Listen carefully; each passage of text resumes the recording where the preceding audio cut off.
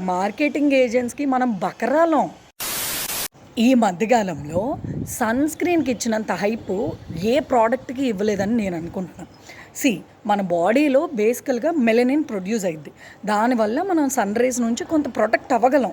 పర్వాలేదు. అది కొంతవరకు చాలు. మనం బయటికి వెళ్ళినప్పుడు సన్ స్క్రీన్ రాసుకున్నారు అనంటే ఒక అర్థం.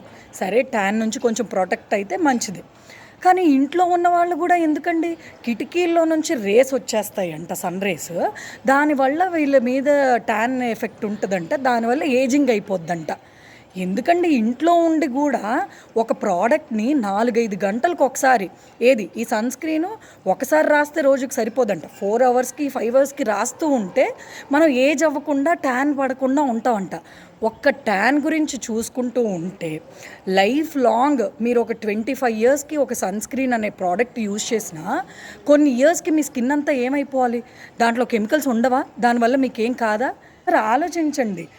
మార్కెటింగ్ ఏజెంట్స్‌కి మనం బకరాలం కదా! అందుకే మనం అన్ని ప్రొడక్ట్స్ కొనేస్తాం. ఆలోచించి వాడండి. కానీ లిమిటెడ్‌గా వాడండి.